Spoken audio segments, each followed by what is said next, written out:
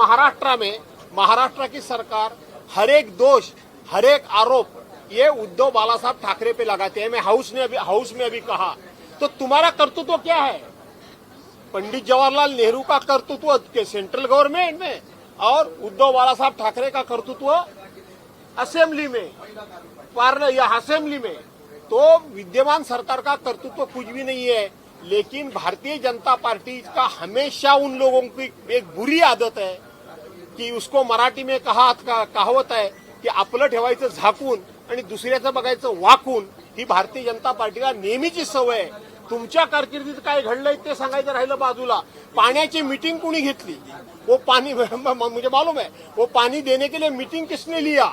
पानी देने के लिए मीटिंग लिया उद्धव बालासाहब ठाकरे जी का सरकार था 2 साल। उसके बाद में तुम्हारा ही सरकार था, अभी भी तुम्हारा सरकार है। इतनी बड़ी घटना घटने के बाद भी तुमने वो पानी क्यों नहीं बंद किया? तुम्हें क्यों नहीं रोका? मतलब तुम भी उसमें बड़े ज्यादा करके साथीदार वही सत्ताधारी पार्टी के लोग ही है। अशोक खरात हा विषय खूप मोठ्या प्रमाणामध्ये गाजलेला आहे। अशोक खरात या प्रकरणामध्ये केवळ राजकारणातले पुढारी आहेत असं नाही, सत्ताधारी पक्षातले फक्त लोक आहेत अशातला भाग नाही, जे राजकारणाशी संबंधित नाहीत ते सुद्धा लोक आहेत। आणि मोठमोठे उच्च पदस्थ लोक, मग ते पोलीस असतील, IPS अधिकारी असतील, IAS अधिकारी असतील, अशा त्या ठिकाणी प्रत्यक्षपणे कर्तव्य बजावत असलेले उच्च पदस्थ अधिकारी असतील, हे सगळे अधिकारी त्याच्यामध्ये गुंतलेले आहेत। वेगवेगळ्या संस्थांमध्ये सगळे म्हणजे त्यातले बरेचसे अधिकारी, वेगवेगळ्या संस्थांचे लोक सुद्धा त्याच्यामध्ये गुंतलेले आहेत। आणि आम्हाला भीती अशी वाटते की सरकार नेहमीप्रमाणे यांना पाठीशी घालतंय की काय अशी भीती वाटते।